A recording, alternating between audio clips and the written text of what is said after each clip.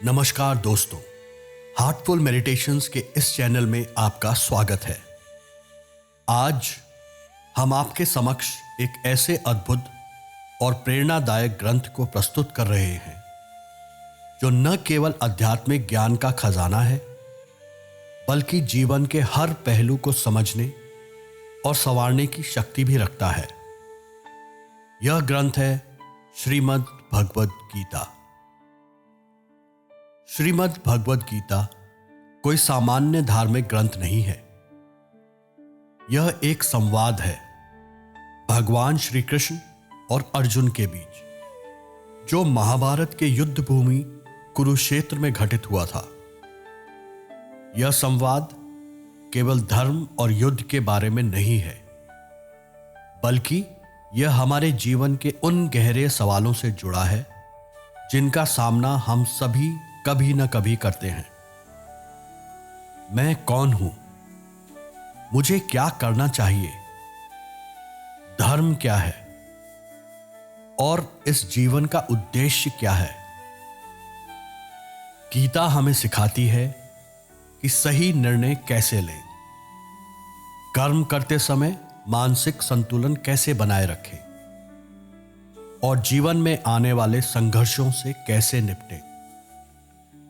इसमें न तो कोई धर्म विशेष का प्रचार है, न ही किसी एक जीवन पद्धति का आग्रह, बल्कि यह हर व्यक्ति को अपने भीतर झांकने, सोचने और सही दिशा में आगे बढ़ने की प्रेरणा देता है। इस आधुनिक समय में जब भागदौड़, तनाव और असमंजस ने हमारे जीवन को जकड़ लिया है, गीता की शिक्षाएं पहले से कहीं अधिक प्रासंगिक हो गई हैं। यह ग्रंथ हमें न केवल मानसिक शांति देता है, बल्कि जीवन को उद्देश्यपूर्ण और संतुलित तरीके से जीने की समझ भी देता है। इसलिए हम इस प्रयास में हैं कि श्रीमद् भगवद गीता की गूढ़ बातों को एक सरल, स्पष्ट और आधुनिक भाषा में आपके सामने रखा जाए, ताकि हर व्यक्ति, चाहे वह विद्यार्थी हो, गृहस्थ हो, कामकाजी या वृद्ध हो, इसकी शिक्षाओं से लाभ उठा सके और अपने जीवन को बेहतर बना सके। श्रीमद् भगवद गीता का पहला अध्याय, अर्जुन विषाद योग। श्रीमद् भगवद गीता का पहला अध्याय युद्ध भूमि पर घटित एक गहन मानसिक द्वंद्व की शुरुआत है। जब दोनों पक्षों, कौरवों और पांडवों की सेनाएं कुरुक्षेत्र में आमने सामने खड़ी होती हैं, तब युद्ध प्रारंभ होने से ठीक पहले अर्जुन भगवान श्री कृष्ण से कहते हैं कि वे मैदान के बीच में जाकर दोनों ओर के योद्धाओं को देखना चाहते हैं। जैसे ही अर्जुन अपने सगे संबंधियों, गुरुजनों और मित्रों को सामने युद्ध के लिए तैयार देखते हैं, उनके भीतर भावनात्मक अशांति और नैतिक संकट पैदा हो जाता है। वे गहरे दुख और भ्रम में डूब जाते हैं और सोचने लगते हैं कि अपनों को मारकर राज्य या विजय का क्या लाभ। इस मानसिक अवस्था को अर्जुन विषाद कहा गया है, यानी अर्जुन का शोक और मोह। अंततः अर्जुन अपने धनुष को नीचे रख देते हैं और युद्ध न करने का निर्णय लेते हैं। यही वह मोड़ है जहां से श्री कृष्ण का उपदेश, यानी गीता का आरंभ होता है। पहला श्लोक। धृतराष्ट्र बोले, हे संजय, धर्मभूमि कुरुक्षेत्र में एकत्रित युद्ध की इच्छा वाले मेरे और पांडु के पुत्रों ने क्या किया? दूसरा श्लोक। संजय बोले, उस समय राजा दुर्योधन ने व्यूह रचनायुक्त पांडवों की सेना को देखकर और द्रोणाचार्य के पास जाकर यह वचन कहे। तीसरा श्लोक। हे आचार्य, आपके बुद्धिमान शिष्य द्रुपद पुत्र धृष्टद्युम्न द्वारा व्यूहाकार खड़ी की हुई पांडु पुत्रों की इस बड़ी भारी सेना को देखिए। चौथा, पांचवा और छठा श्लोक। इस सेना में बड़े बड़े धनुषों वाले तथा युद्ध में भीम और अर्जुन के समान शूरवीर सात्यकी और विराट तथा महारथी राजा द्रुपद, दृष्टकेतु और चेकितान तथा बलवान काशीराज, पुरुजित, कुंती भोज और मनुष्यों में श्रेष्ठ शैव्य, पराक्रमी युधामन्यु तथा बलवान उत्तमौजा सुभद्रा पुत्र अभिमन्यु एवं द्रौपदी के 5 पुत्र, ये सभी महारथी हैं। 7वां श्लोक। हे ब्राह्मण श्रेष्ठ, अपने पक्ष में भी जो प्रधान हैं उनको आप समझ लीजिए। आपकी जानकारी के लिए मेरी सेना के जो सेनापति हैं उनको बतलाता हूं। 8वां श्लोक। आप द्रोणाचार्य और पितामह भीष्म तथा कर्ण और संग्राम विजयी कृपाचार्य तथा वैसे ही अश्वत्थामा, विकर्ण और सोमदत्त पुत्र भूरिश्रवा।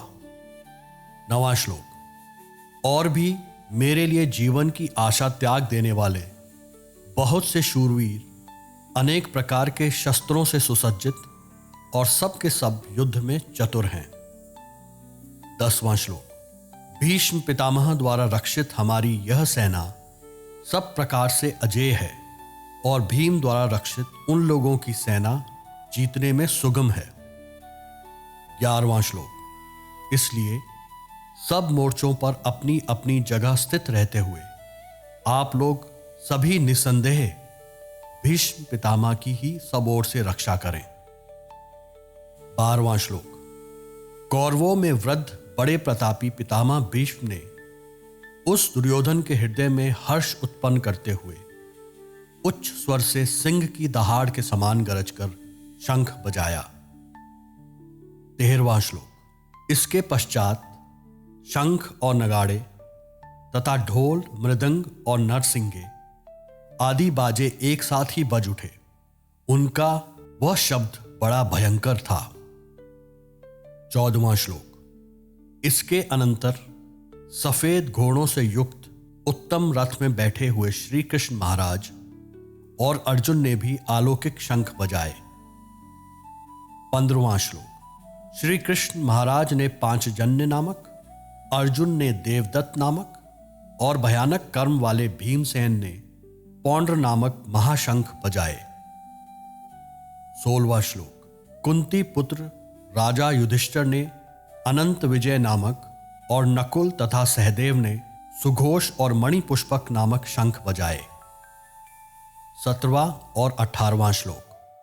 श्रेष्ठ धनुष वाले काशीराज और महारथी शिखंडी एवं धृष्टद्युम्न तथा राजा विराट और अजय सात्यकी, राजा द्रुपद एवं द्रौपदी के 5 पुत्र और बड़ी भुजा वाले सुभद्रा पुत्र अभिमन्यु, इन सभी ने हे राजन सब ओर से अलग अलग शंख बजाए। 19वां श्लोक। और उस भयानक शब्द ने आकाश और पृथ्वी को भी गुंजाते हुए धार्त राष्ट्रों के यानी आपके पक्ष वालों के हृदय विदीर्ण कर दिए। 20वां और 21वां श्लोक। हे राजन, इसके बाद कपिध्वज अर्जुन ने मोर्चा बांधकर डटे हुए धृतराष्ट्र संबंधियों को देखकर उस शस्त्र चलाने की तैयारी के समय धनुष उठाकर ऋषिकेश श्री कृष्ण महाराज से ये वचन कहा। हे अच्युत, मेरे रथ को दोनों सेनाओं के बीच में खड़ा कीजिए।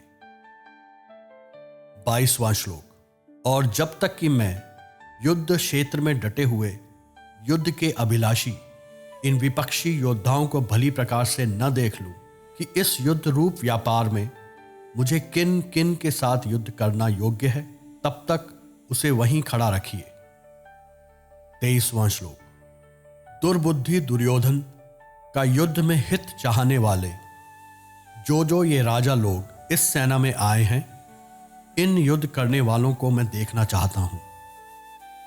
24 और 25वां श्लोक। संजय बोले, हे धृतराष्ट्र, अर्जुन द्वारा इस प्रकार कहने पर महाराज श्री कृष्ण ने दोनों सेनाओं के बीच में भीष्म और द्रोणाचार्य के सामने तथा संपूर्ण राजाओं के सामने उत्तम रथ को खड़ा करके इस प्रकार कहा कि हे पार्थ, युद्ध के लिए जुटे हुए इन कौरवों को देख। 26वां श्लोक। इसके बाद प्रथा पुत्र अर्जुन ने उन दोनों ही सेनाओं में स्थित ताऊ चाचों को, दादों परदादों को, गुरुओं को, मामाओं को, भाइयों को, पुत्रों को, पौत्रों को तथा मित्रों को, ससुरों को और सुहद्रों को भी देखा। 27वां श्लोक। उन उपस्थित संपूर्ण बंधुओं को देखकर वह कुंती पुत्र अर्जुन अत्यंत करुणा से युक्त होकर शोक करते हुए यह वचन बोले। 28 और 29वां श्लोक। अर्जुन बोले, हे कृष्ण, युद्ध क्षेत्र में डटे हुए युद्ध के अभिलाषी इस स्वजन समुदाय को देखकर मेरे अंग शिथिल हुए जा रहे हैं और मुख सूखा जा रहा है तथा मेरे शरीर में कंपन जैसी हो रही है। 30वां श्लोक। हाथ से गांडीव धनुष गिर रहा है और त्वचा भी बहुत जल रही है तथा मेरा मन भ्रमित सा हो रहा है, इसलिए मैं खड़ा रहने में भी समर्थ नहीं हो पा रहा हूं। 31वां श्लोक। हे केशव, मैं लक्षणों को भी विपरीत ही देख रहा हूं तथा युद्ध में स्वजन समुदाय को मारकर कल्याण भी नहीं देखता। 32वां श्लोक। हे कृष्ण, मैं न तो विजय चाहता हूं और न राज्य तथा सुखों को ही। हे गोविंद, हमें ऐसे राज्य से क्या प्रयोजन है अथवा ऐसे भोगों से और जीवन से भी क्या लाभ है। 33 और 34वां श्लोक। हमें जिनके लिए राज्य, भोग और सुखादि अभिष्ट हैं, वे ही ये सब धन और जीवन की आशा को त्याग कर युद्ध में खड़े हैं। गुरुजन, ताऊ, चाचे, लड़के और उसी प्रकार दादे, मामे, ससुर, पौत्र, साले तथा और भी संबंधी लोग हैं। 35वां श्लोक। हे मधुसूदन, मुझे मारने पर भी अथवा तीनों लोकों के राज्य के लिए भी मैं इन सबको मारना नहीं चाहता, फिर पृथ्वी के लिए तो कहना ही क्या है। 36वां श्लोक। हे जनार्दन, धृतराष्ट्र के पुत्रों को मारकर हमें क्या प्रसन्नता होगी? इन आतताइयों को मारकर तो हमें पाप ही लगेगा। 37वां श्लोक। अतएव हे माधव, अपने ही बांधव धृतराष्ट्र के पुत्रों को मारने के लिए हम योग्य नहीं हैं, क्योंकि अपने ही कुटुंब को मारकर हम कैसे सुखी होंगे। 38 और 39वां श्लोक। यद्यपि लोभ से भ्रष्ट चित्त हुए ये लोग कुल के नाश से उत्पन्न दोष को और मित्रों से विरोध करने में पाप को नहीं देखते, तो भी हे जनार्दन, कुल के नाश से उत्पन्न दोष को जानने वाले हम लोगों को इस पाप से हटने के लिए क्यों नहीं विचार करना चाहिए। 40वां श्लोक। कुल के नाश से सनातन कुल धर्म नष्ट हो जाते हैं। धर्म के नाश हो जाने पर संपूर्ण कुल में पाप भी बहुत फैल जाता है। 41वां श्लोक। हे कृष्ण, पाप के अधिक बढ़ जाने से कुल की स्त्रियां अत्यंत दूषित हो जाती हैं और हे वाषण्य, स्त्रियों के दूषित हो जाने पर वर्ण संकर उत्पन्न होता है। 42वां श्लोक। वर्ण संकर कुल घातियों को और कुल को नरक में ले जाने के लिए ही होता है। लुप्त हुई पिंड और जल की क्रिया वाले अर्थात श्राद्ध और तर्पण से वंचित इनके पितृलोक भी अधोगति को प्राप्त होते हैं।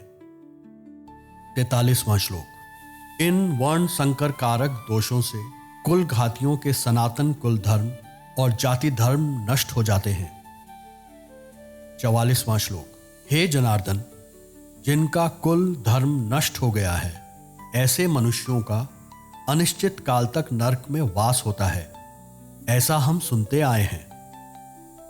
45वां श्लोक। अत्यंत शोक है कि हम लोग बुद्धिमान होकर भी महान पाप करने को तैयार हो गए हैं, जो राज्य और सुख के लोभ से स्वजनों को मारने के लिए उगत हो गए हैं। 46वां श्लोक। यदि मुझ शस्त्र रहित एवं सामना न करने वाले को शस्त्र हाथ में लिए हुए धृतराष्ट्र के पुत्र रण में मार डाले, तो वह मरना भी मेरे लिए अधिक कल्याणकारक होगा। 47वां श्लोक। संजय बोले, रणभूमि में शोक से उद्विग्न मन वाले अर्जुन इस प्रकार कहकर बाण सहित धनुष को त्याग कर रथ के पिछले भाग में जाकर बैठ गए। और इसी के साथ पहला अध्याय समाप्त होता है और यहीं से गीता का आरंभ होता है।